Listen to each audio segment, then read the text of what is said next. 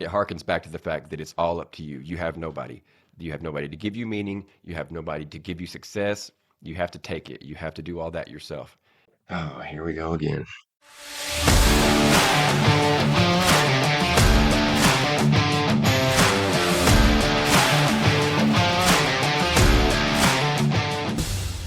Hey, everybody.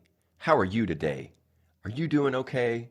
We're doing great. This is your three dads, three of us. I know it's called Your Two Dads. Get with the program, man. We've talked about this, okay? 1, 2, 3. Yeah. 1, 2, 3. Like it's just numbers. Numbers are confusing sometimes. It's going to be called Your Two Dads. Get off my back. And today we are here again to talk to you about some dad stuff, as you would probably imagine. We're going to get into some other stuff too. We talk about some music today. We talk about some jokes today. We maybe have an extra segment. Who knows? It all depends on how long we talk about the stuff that we talk about. Sometimes we get a little bit carried away. Sometimes things go off on their little, tangent, little lazy river type of thing that it takes up some time. But we'll see. We learn as you learn. This is a group project, and we all just learn together. So, hey Dan, hey Sam, how are you guys Hey. today? Hey, Hello. you were about to do the whole Stewie Bryan. So you're writing a novel? You gonna write a novel? You gonna write a novel? That's kind of what it sounded like there for a minute. I'm glad. Anytime I can bring to mind the Family Guy, I consider that a success because There that you is go. maybe my favorite cartoon ever. That's I would have to get down and think about it, but it is definitely top five. I would almost just as easily say top three. That's something that we could do. I was But just gonna tease that for Yeah. next Yeah. episode. top five Top five cartoons. cartoons. Well, Let's maybe after do the it. break, if maybe when we come back from commercial break, we might do that. Who knows? But Let's you do guys that. are clearly doing fine. At least that's the way it sounds from your gleeful smiles and your happy responses. And as you know, and the others are about to find out, we're going to get down today. We're going to get down on some parenting styles. And Down when and dirty. yeah, down and dirty, like Mhm. I was going to say something, but I do this every time. Anyway, well, maybe that'll be a clip. I've been putting those fails out as clips. And they get a lot of views unless they're on YouTube because fucking YouTube, piece of shit, fucking YouTube. It's No, coming we back love around though. YouTube. It's Yeah, coming we back love around. YouTube. No, we love YouTube. Yeah, we do love YouTube. Yeah, you guys are like the boss is standing over my shoulder or something. Um, no, it is coming back around. I think that I do think I was being punished for a little bit, but they did pick back up today. But anyways, the uh, the parenting style thing was something that I thought was going to be a real big topic, real big discussion. We were going to gnaw through maybe all episode, and it turns out that it's really just the right way to do it, and then two other ways that are kind of good, and then the fourth way that's just basically a bad parent, and that we're not really Yeah. going to Mhm. cover today. So we're going to give you as much of an in-depth dive on these things as we ever do here on Your Two Dads, because what we do is kind of give you we wet that whistle, and we're like the hors d'oeuvre that really makes you hungry to get into more of the topic. And so hopefully if this interests you, then you will just learn all there is to know about parenting style and just be an expert on it. We are not going to be experts. So maybe one day you can teach us. I'll learn just enough to talk about it for an hour. And with that, Mhm. I'm going to throw it to Dan. He's going to start off with our first parenting style, the one that is probably the way to do it.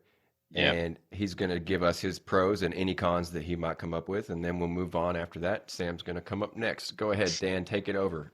All right. So yep, I have the authoritative parenting style. There was a list, like Corey said, of three really, but to me, like Corey said, this is the way to do it. It's kind of the best of both worlds, kind of in my book. You're a hard ass, but you're also compassionate. You're a compassionate hard ass. Like you're not always like yelling at your kid or even letting them just run wild. It's kind of a mix of both. Like there's a time and place for them to run wild, and then there's a time to be the hard ass. And I feel like it's a good balance. It's the one I try to strive to be, that I would, I don't want to be the hard ass that she hates, or the somebody that she walks all over. So yeah, so it enforces the rules like the screen says, but you also encourage open dialogue to talk to them about whatever's bothering them. Or if they have, like, if you set a rule and they don't understand, you can explain it to them and just be receptive to their emotions and their feelings about stuff. But you also need to let them know, hey, I'm the boss. You need to do what I say. I'm the parent. I know, I brought you in this world. I can take you out, kind of thing, but compassionately. Compassionately threaten them Yeah, with death. yeah. That's, at least that's how I look at it. Like, it's a mix of the two. And I feel that makes the best parent because, like I said, you don't want your kids to hate you or walk all over you. So, yeah, that's about all I got on that. Right on. Well, pretty good take on that. As we said, that's probably the right way, quote unquote, to raise your child. So you got us off on the right foot, so to speak, and we will go downhill from here. So next, we're going to go to authoritarian with Sam, who, being a fellow Army vet, knows all about authoritarianism and being told without any choice in the matter what to do. So go ahead, Sam, and give us a little bit of just a shallow dive on authoritarian parenting. Shallow dive. Shallow dive. Okay, so how much time do I got? You know how much time you got. Us, we are flying through here today, folks, because Sam has dad life. Dad life has come into play here on a recording day, so we're going to be going a little bit shorter than normal, and I will be talking a little bit faster than normal. Maybe my energy will sound better, or at least good would be preferable, because sometimes it's not. But we'll see how it goes when I look back at things.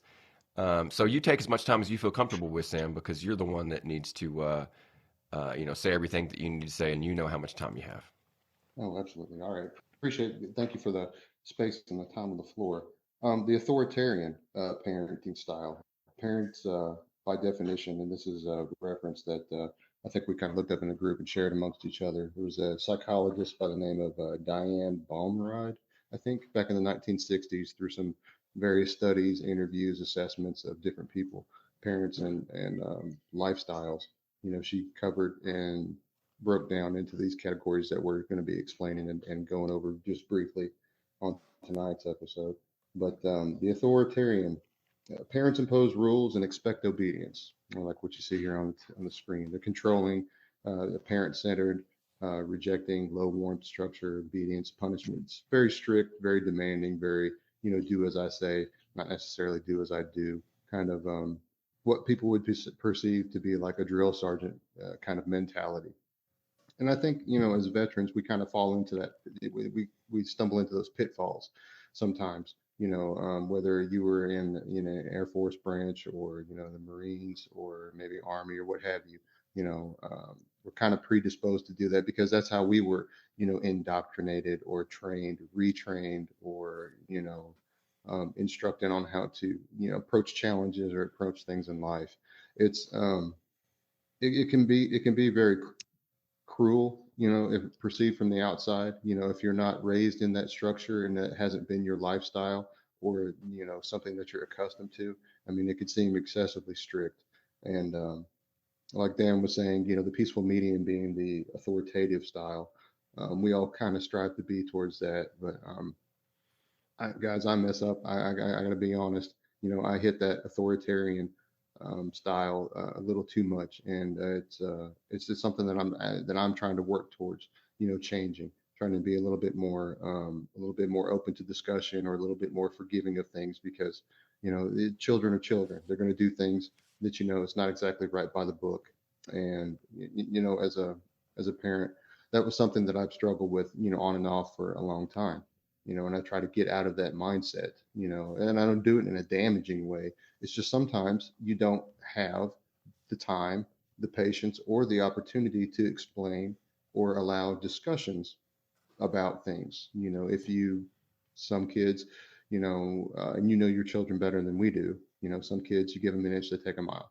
Some kids will be lickety split right on task, right on, their homework and get everything done. And you don't have to tell them, two, three, five, six times. Some kids, just don't get it at all. And some adults are even like that. So it's not necessarily just children. You can ask somebody to do something at work or or just use your manners and be polite. And some people just don't respond to that. And so being able to break it down on a basic level and just talk to them in a way that they can understand, you get these fusion of different kinds of parenting styles sometimes. And as much of a authoritative sometimes I would want to be more, I do kind of lean a little bit more towards the army strong kind of military, mentality with things. So it's like I said, it's something I'm working on. It's hard, when you start pushing buttons and trying your patience about things. It's hard. It's too easy to get hot-headed and snap or say something out of frustration or anger. But then sometimes there are those safety moments where please don't do that, or speaking to somebody with a more calm voice doesn't get the point across. Like I said, especially when it becomes like a safety issue, like you're not going to say tell little Johnny to please put the fork down and don't put that in the light socket. You're gonna yell at him and tell him he needs to stop, and he's gonna look at you amazed, like, "What's going on? Am I in trouble?" And he'll start crying because mommy or daddy yelled at him. But mommy and daddy didn't have time to explain to him that 110 volts isn't going to make your hair look pretty, after you put that fork in the socket, and that you're probably going to be twitchy and have to go to the hospital, and it's probably going to hurt you. Sometimes you don't have that opportunity to explain yourself. So doing like, I don't know, an after action review or review afterwards, sit down with them after the moment's passed, maybe calmly kind of explain to them a little bit why you said what you said, what you meant by what you said, you know, the reason behind this, and that's something I work towards with my kids, not to get off too topic or anything. I tell them, if I have the time or the opportunity to explain to you why I'm asking you to do something or not do something, or if I'm asking you to have something done by a particular time, I don't always have the opportunity to explain it to you. I will, if you ask me, if I have the opportunity and I can, I will explain it to you. Sometimes we as parents just don't have that opportunity. And that's kind Right. of all I've got on that topic, I think. I mean, what do you guys think? Uh, Yeah, I actually kind of experienced something of like your example, little Johnny sticking something in the light socket last night. Took my daughter out for like a daddy daughter kind of date thing, and Mhm. we went to the little park there and it had a small little playground, and there was a kid swinging on a swing, and she went to run behind him, and I was like, "Hey, whoa, no!" And just kind of started yelling, and she stopped and looked at me kind of scared, and I was like, "Look, you can't do that. He's going to kick you." And I calmed down. I wasn't mad, but I just, like you said, it was safety, and I didn't have time in that split second to be like, "Hey, you can't do that because this is going to happen." I just, "Hey, no, stop." And Mhm. when she came over to me, I was like, "Hey, you don't want to, he's gonna kick you in the face, and he's not gonna mean to. You can't be running behind people. You got to watch what you're doing." And I tried to explain to her why I not flew off the handle, but was so stern with my, "Hey, what are you doing? Stop what you're doing at the moment." So yeah, I just wanted to reiterate that there's kind of a happy medium. But as us as parents, yeah, we do. I know I'm same as you. I kind of lean authoritative to authoritarian more than the third one, but I try to be right in the middle. Yeah, yeah, and like I said, when you get frustrated or you get caught up in the moment, like I said, it's very easy to be overcome by those emotions initially. I mean, that fight or flight kicks in. If it's a safety scenario, like you said, with your daughter, about to maybe have an accident on the playground, and we as parents, if we're being attentive or just worth our salt, Yeah, at all, we want to react like that in times of need to protect our children, because we love them, we don't want anything bad to happen to them. We're just not, glued to our phones the entire time where we shouldn't be, or something yeah, else, some other kind of distraction, and just let our kids do, whatever it is we do. And, that's not the way to parent. I mean, I think we all can make tweaks and improvements. I know I certainly can. I'm not perfect by any stretch of the imagination. I mess up a lot, but I just try to be better than I was yesterday. yep. taking my turn at this, I actually want to kind of direct things back to you, Sam. As in my opinion, you are a lot of times the star of the show because you really, have experienced a lot of the things that we talk about. Whereas we are, you know, beginning to see them or have experienced, a month's worth of it, and know enough that we can begin to talk about it in some way, shape, or form. So, with that Right. being said, I wanted to know, you say that you wanted, you yourself want to be less of an authoritarian parent, and you gave us all kinds of good content about it. But what I want to talk about, or what I wanted to ask was, how is it, how is that working for you? When you have a change that you want to make, but is that change, do you want to make that change because it's not working for your kids in some way, their mental health, their behavior, or is it because it's not working for you because you don't feel proud of your parenting when you are authoritarian like that? And That's uh, a go one ahead. other thing that kind of ties into it, when you are authoritarian, do you believe it would lead to, or does lead to, less discipline after? However it is that you discipline your children, and we don't need to get into that. Do you think that it leads to less of it when you simply tell them do this, as opposed to take the time to explain it to them? Um, for me, those are some great questions. That's giving me a lot of food for thought too. I've mulled this around, um, ever since my divorce and ever since I became a parent. I was questioned in what kind of parent I was going to be. Was I going to follow the path that my parents did, or some key people in my family or my friend circle that influenced my upbringing. And like I said, I'm not going to delve too much into my background or anything, but it's like I said, when I have the time, I try to explain to the kids, this is why, or I try to plan ahead of time, plan for delays, try to plan for ways that we can try to streamline things. Like, for example, having a conversation with my children after school today, I would text them when I was in the parking lot to pick them up, but it's still 100 and something degrees outside. And you spend more than 5 minutes outside, whether your AC is working well or not, it's going to get a little sweaty, a little uncomfortable. And so, I had the conversation. I didn't fuss. I said, yeah, it's a little warm. And, kids kind of get out of school and they walk across the parking lot. And, they get to my vehicle so we can take off and finish the rest of our evening because we've got some stuff to do this today. And I wanted to talk to over my kids, like, what would be a better way to streamline this? Like, either can I text you when school is out to see, how long it's going to be before you get to the entrance, or do you want me to just let you know when I'm here in the parking lot, or do you want to text me to let me know that you're on the way out the door, so I'm not sitting outside, baking like a rotisserie chicken, in my vehicle, especially when we're going to spend quite a bit of outside time, for like a football game and so forth this evening. And so, when I have the time, I'd like to try to discuss things with the kids. And I, I don't think that having the, authoritarian style at times will lead to less discipline. Um, because like I said, as long as I'm able to cool down, if it's a heated moment, whether a safety issue or the eighth time I've asked somebody to do something and, they're jumping around or they break something, kids are going to be kids. And that's a hard thing for me to understand sometimes that, I did these things when I was their age. I did these things and much worse when I was their age. Corey, yeah, we won't get too much into that. We've done some pretty ridiculous things, and we've made our parents very upset with us, but we also made them tremendously proud in some ways too. But it's it's a balancing act, and I really think it really dictates. I mean, it really depends on your family structure. What language your kids are responsive to. If they're only responsive to the authoritarian kind, or if your kids, if you try to butter them up or try to be their friends. I see some parents do that, and it just makes them like into a doormat. That personally hasn't worked for us in our household.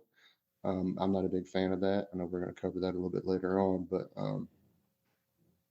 no, I don't. I hope that it's not going to lead to less discipline. Um, I really don't. And if there's any kind of like mental health ramifications or any kind of, I don't know, any kind of undue stress or something, I always tell the kids, they can talk to me about anything. And, there are some topics that, having two girls are kind of more of a mommy centered thing. And, I respect that, but I still leave it on the table there. Like, if there's something you do need, don't ever be bashful or, don't ever shy away from asking me about it. I'm your father. I'm supposed to do these things. I'm not embarrassed at all to take care of, particular things for you or just, listen if you have a concern. Now timing sometimes is, as we get busy in our day, timing, can kind of be a little off, or maybe, not 10 minutes before bedtime. Do you want to tell me about your day at school? Maybe that's something you probably want to do, when I pick you up from school instead of trying to stall for an extra, hour and a half or something, But that authoritarian and authoritative switch sometimes gets triggered a little too easy, going back and forth between those. Case in point, you could be something like, okay, bedtime's going to be at 9 o'clock. Your kids, at a certain age should know how to read a clock, whether digital or analog. Now if you come back downstairs, an hour and a half later and you still hear running and screaming and half the ice cream's missing from the freezer, it might be time to kind of get a little, authoritarian, in that regard. I could see parents taking that route with that. Is that always the best answer? Is that always the best choice?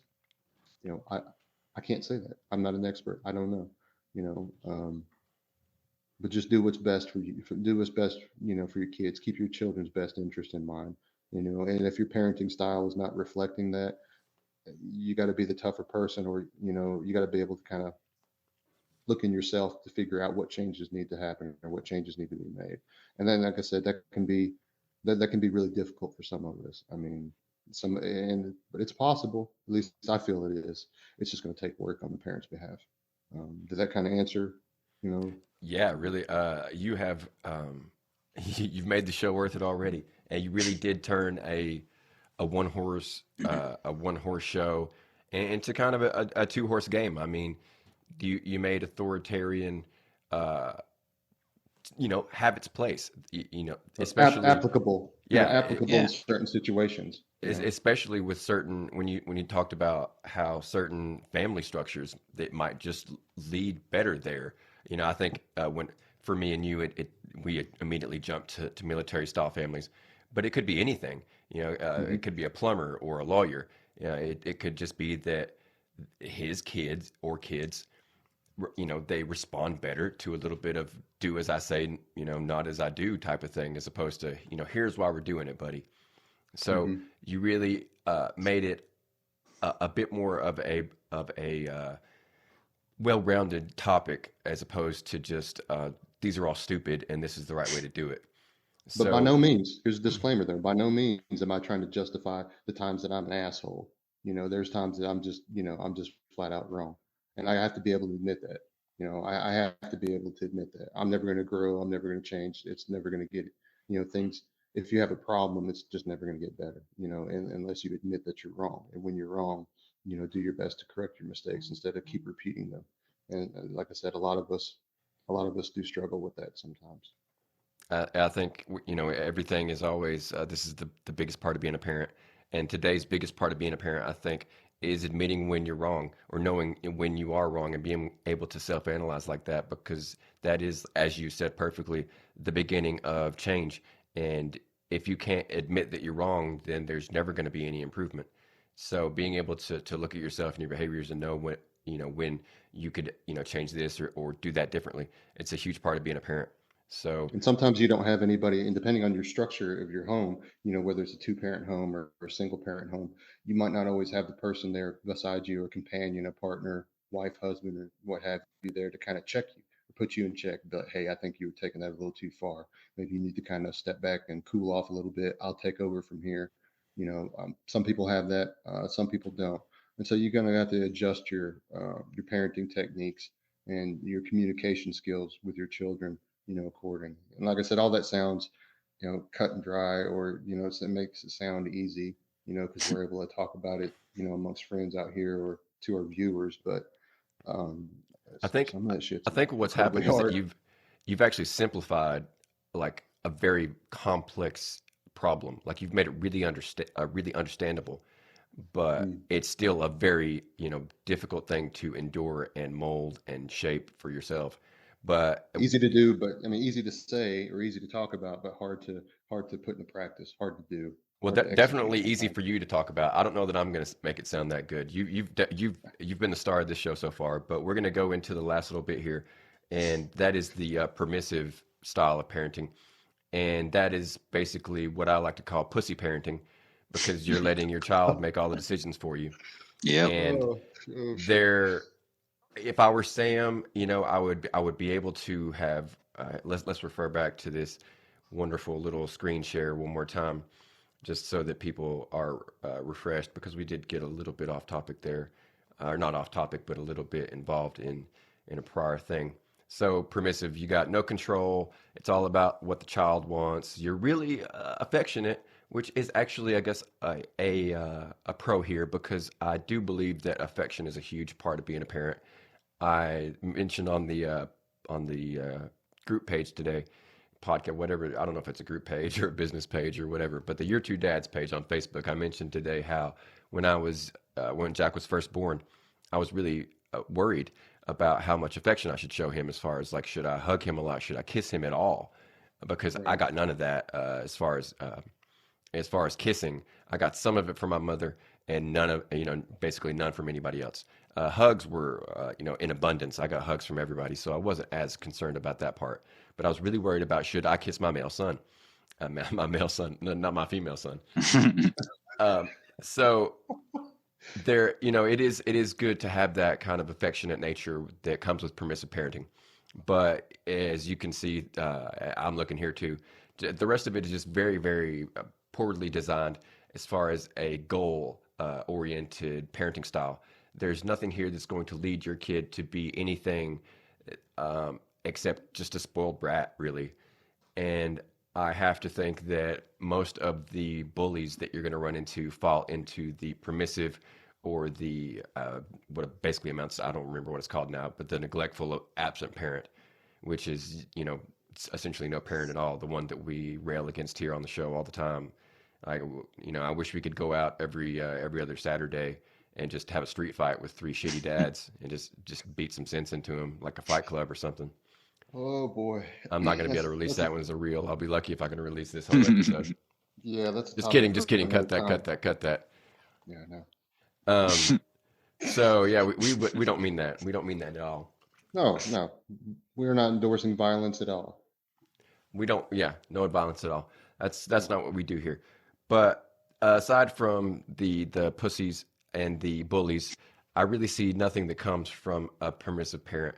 They're the kind of parent that you go to Walmart or McDonald's or wherever, and the kids are just running crazy, knocking stuff off the shelves, and bothering other people and everything.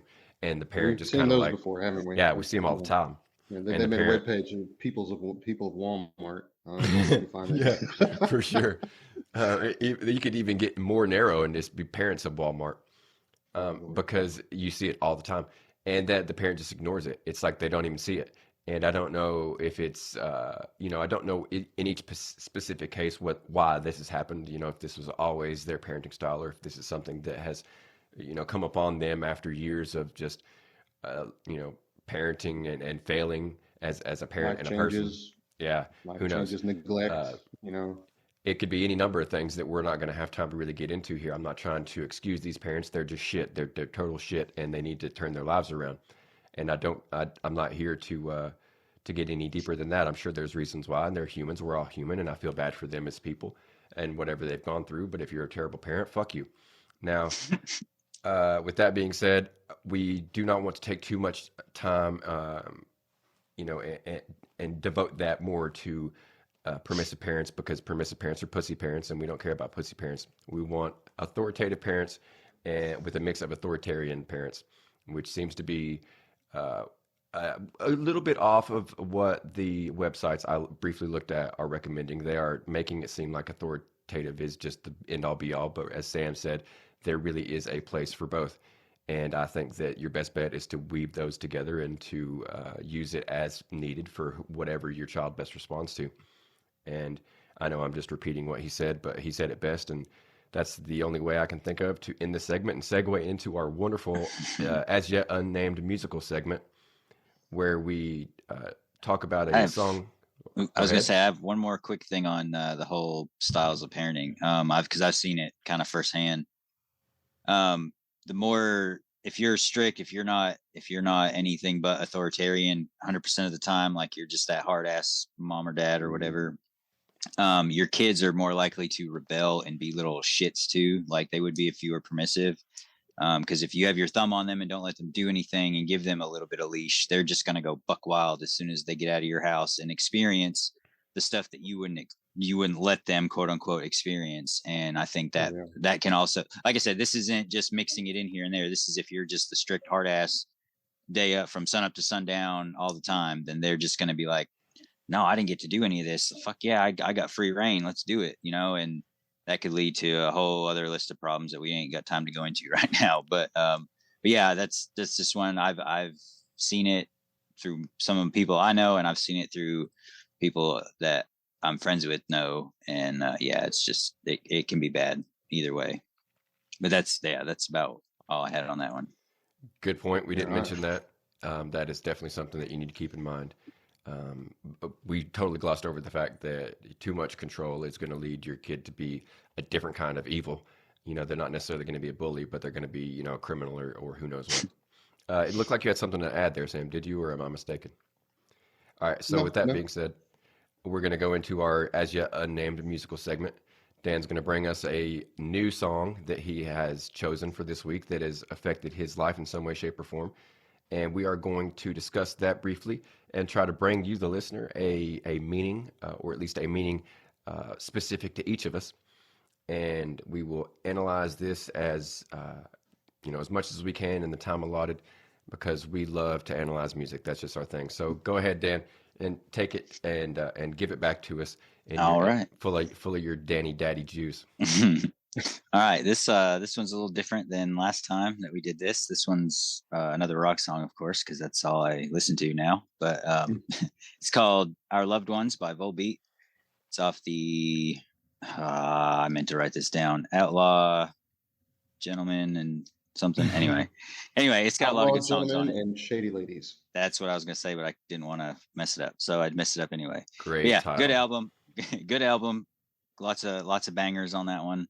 But this one, I mean, other than playing guitar, and it has that awesome guitar intro and then just slaps you right in the face.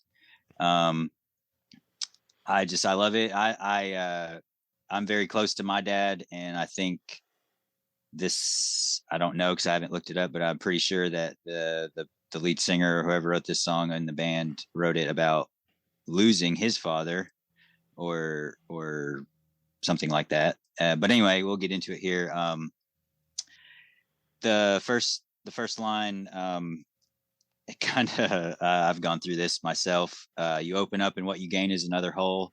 That could be in anything, like you open up your feelings and people make you feel like they're not valid, or you're an idiot for thinking that, or you're overreacting. And then you think, oh, damn, like maybe I am, but this really bothers me or whatever.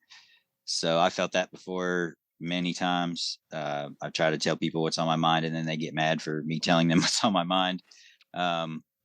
Reaching out for a hand, and I know the fear of losing all the trust that it craves, and feel the parts of you are never coming back. That's the end of that verse. If you're made to feel like your thoughts and feelings don't matter, that you can lose trust. You just won't open up to anybody. I've been through that part of it too, where I just say, the hell with it. You don't want to hear what I have to say. I'm just going to bury it deep and let it fester. And that is not good. That can lead to more problems. And so yeah, for the first part of that, that's what I think. There's not much meaning to me there. I mean, other than talk about what's bothering you, no matter what happens. Like you need to get stuff out there that's bothering you, not hold it in and not let it fester and build. And then it goes on to say, I used to think that life was ugly and a mess. Well, I was right, but what else to do other than your best? Yeah, life sucks. Life can be shitty. The world's shitty. But all you can do is your best, and hopefully that's good enough for you and your family or whatever. I know, knowing that I do my way, that I get up and do my best every day is it helps me feel better in some way. Like I did all I could, and the next line, the meaning of it all you'll find within yourself. I hold the key, but where's the door? I kick it in. Sometimes you have to look within yourself to find meaning in life, or in the situation that you're in, or whatever, and you basically hold the key to make the change or to keep going. And if you want to make that change, kick that motherfucker in. Like, kick down that door. So yeah, that's kind of what I think of that verse. And then there's only 3 little verses here. Whatever I want, I will get. I will take the beatings too and all the blame. Yeah, take what you want, man. Not go out and steal it, but work hard and get, what you want out of life, or material things or whatever. Just, take what comes with it. Take the beatings and take the blame. And, if it's something you really want and you want to strive to get or have, it'll be worth it. If it's the right thing. And then the last 2 lines, but Father, you're the one that I miss. I'm thankful that I have my loved ones near. That's the part that makes me think he lost his dad, obviously, or something. But yeah, that hits me hard because, I'm very close to my dad, and I dread the day that he goes home to be with the Lord. But I know he won't be, he'll be brand new again, and he won't be suffering. So, but take solace in your loved ones if you close to your loved ones, and lean on them for the strength. When that's not more so about your dad in general. I think that's more of if you lose somebody you love, lean on the loved ones you still have for strength, and you're going to need each other to get through shitty times. So that's a quick little breakdown of what I think about the song. It's a short lyrical song. There's like I said, there's only 3 sections. They repeat some of the sections over and over, not over and over, but they repeat them once or twice. But yeah, what do y'all think? What do y'all got? What about you, Sam? What'd you get from it? I'm not super familiar with Volbeat's music catalog, but when I did listen to it, I kind of was getting that same kind of vibe as well too, like somebody that he cared about what was missing or not present anymore. And like I said, when you reach out to you reach that hand out, and you just what would it say? You gain is another hole. I mean, you could pour your soul out, bare your soul to somebody, and another way of looking at it could be is they just don't care. It's not that they chastise you or they criticize you for your feelings or your position on whatever it is that you're sharing with them, whether it's a deep dark secret, something to do with a relationship, or maybe just an insecurity that you have. But some people just don't care. But some people will lie to you and tell you that they do. And, there's a lot of different interactions, but that was one part that kind of stuck out on me. Albeit, like I said, it was in the first of the song, but it was a pretty good tune. And thanks for sharing that with us, Dan. Yeah. Right on. Yeah, it's sad that you're not familiar with them. They're definitely one of my favorite bands. I think I speak for Dan when I can say the same. Yep. He can say the same. Yep. Briefly, the old stuff, their new stuff, not so much. Yeah. They put out a whole album. Yeah. Yeah. One album will have like 1 good song, 2 good songs. Yeah. But this album that we're referring to now, awesome, great one. Almost from start to finish. So really briefly, what I got from it, you guys kind of touched on the whole really well, I might add, on the beginning of the whole intro, and how you can just reach out and give everything that you're feeling, and expect help and get just fucking shit all. And it's just nothing. All you get back is nothing. Yeah, yep. It's almost you were saying that you don't really get criticized, and I was like, well, no, you don't, and it's almost worse because they just don't care at all. They don't even care enough to criticize. Mm-hmm. Right. So that that, and this plays to my overall theme that I have for the song, the overall idea. So that it opens up. The song talks about life is shitty, and it's fear of losing all the trust. Basically exactly what it says. You stop trusting people, and parts of you are never coming back because you can never get that back once enough people break that trust. I speak from experience. It's really hard for me to trust people just in general, and even with family, I will more than likely trust them to do what they think is best, not what I want them to do. and that could be a whole thing we could get into. But moving Trust them to on, be who they are. yeah, trust them to be exactly who they are, and to do exactly what they want when it comes to how they want me to behave. And that's going to break trust every time, because trust is a very flimsy, nebulous thing. And like I said, what I trust, what I want you to do, and what I can trust you to do are usually two different things. So then you get into the second verse. I always thought it was weird when they call it verse, but in my opinion, verse would be like a line. Like, I used to think that life was ugly and a mess. That would be a line. And then Yeah. next, there'd be like five verses to that or whatever. But anyway, I'm getting off topic. So anyway, so the second verse starts off reiterating what's going on in the first verse, that life sucks ass. But it does start to get a little bit better, or you see a little bit of light, because like Dan said so well, you what can you do but your best? Yeah, life is awful sometimes, no doubt about it. It's gonna beat you down, and it will keep you there if it can. And, Rocky said it Yep. best. I think someone said this in a previous episode. Rocky said it best when he said, it's not about you know it's not about winning. It's about how hard you can get hit and keep going. And it just that's what it's talking about there in a different form. So just do your best no matter what, because the meaning of it all you're only going to find within yourself. It's not going to be something you get from somebody else, your mom, your girlfriend, your boyfriend, your husband. You're not going to find meaning from them. You're going to find it from yourself.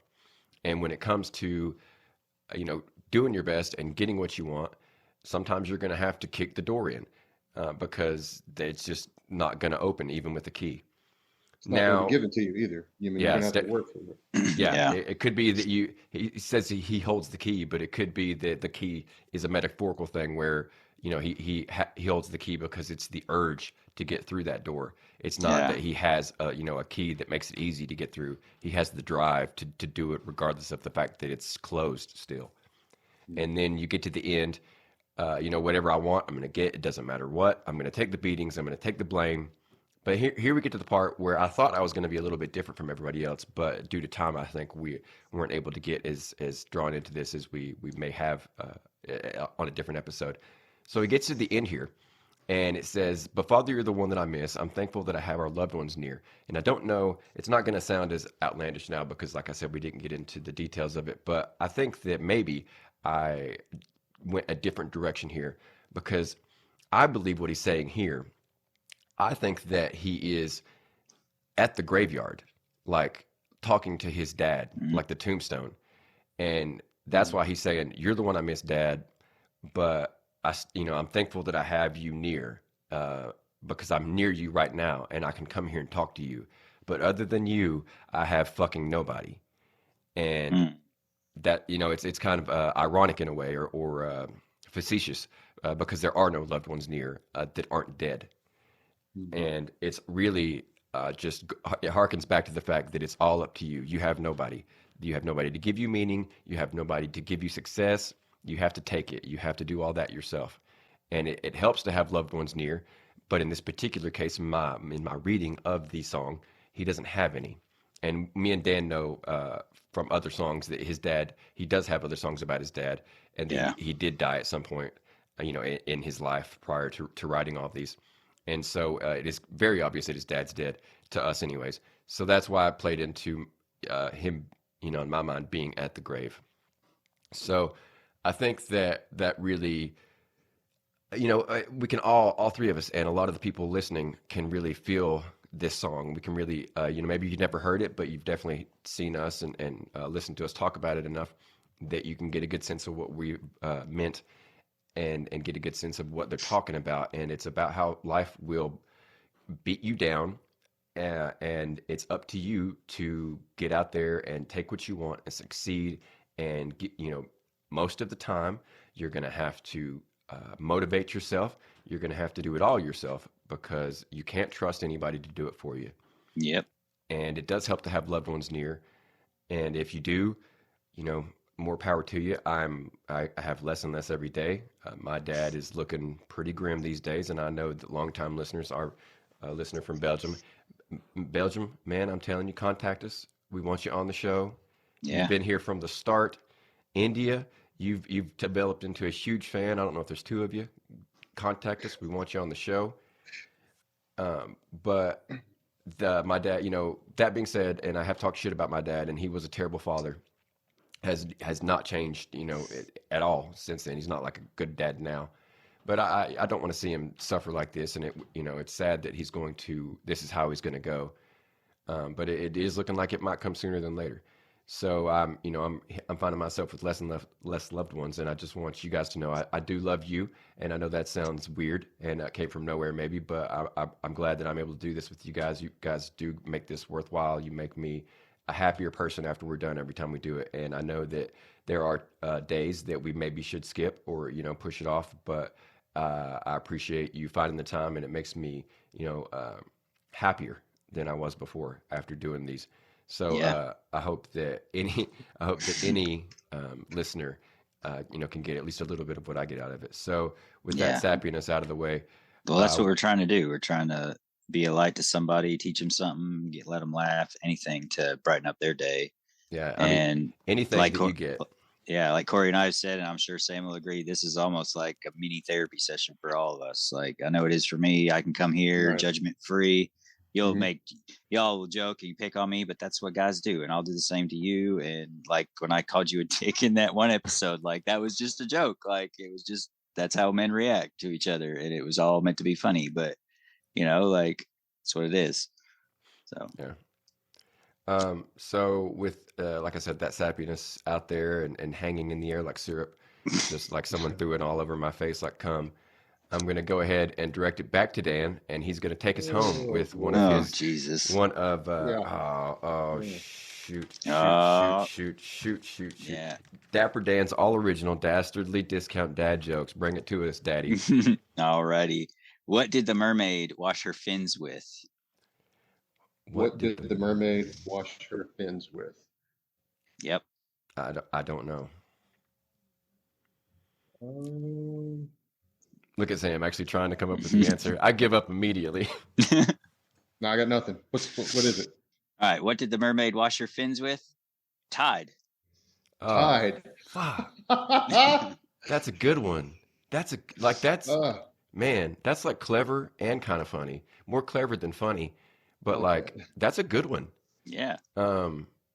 I feel clean. I feel cleaner after hearing that. I do appreciate that. My soul feels lighter, and You need to wash your face off with all that sappy syrup. All that's all over your face. all that daddy juice is all in my Yeah. eyes and my nose. I need to get it off of me with some Tide. That's right. Oh man, that could have been a real dude if I hadn't fucked it up with some sort of like jizz like analogy or metaphor or whatever. We could have been Tide guys. We could have had a Tide sponsorship, and then I'd liken it to cleaning up cum on your face. All right. Well, anyways, once again, we appreciate you guys joining us, and we did run through a little quick here. Hey, maybe you liked it better. If you did, let us know. I'm sure that you won't, because none of you ever fucking say anything because you just like whatever we do. Yeah, because we're perfect. Yeah, the 28 of you or whatever that listen, it's whatever we do, you're just going to tune in. So we appreciate that, but at the same time, hey man, your opinion matters. It's like all about the listener. We have fun with this. We get therapy out of this, but if you don't listen, then eventually we might quit, Like all jokes aside, you go a long time, no feedback, no new listeners because you don't know if you're doing it right or not. I'm just saying, my life depends on you. So if you really want me to be happy, you'll give us some feedback. You'll also rate us 5 stars everywhere you listen. You'll like, you'll share, you'll review, you'll hit that bell on YouTube because you can't miss anything that we put out on YouTube because that's where everybody goes now. We are growing. Subscribe. What's that? Subscribe on YouTube. Yeah, subscribe on YouTube too, because it's a different word everywhere you go. Follow me on TikTok and I don't know what you would do on Instagram because I'm not on there enough. But you can follow me on Facebook, Corey Lewis Facebook, Your Two Dads everywhere else, and it's going to be that orange picture with the two dads. You can't miss us. So once you spread the message like a cult, we will come back here and reevaluate our growth, and hopefully we got 1,000 listens over the week, and hopefully I also learned to fucking fly. But as likely as those two things are, we got to get out of here because Sam has real life things to take care of, and we do appreciate him taking the time. It's probably been pretty anxiety driven for him, knowing that he has a time limit. So we do appreciate that, and I think that for all of us, I can go ahead and say your two dads will check you later. Check you later. Check you later. All right. Cool.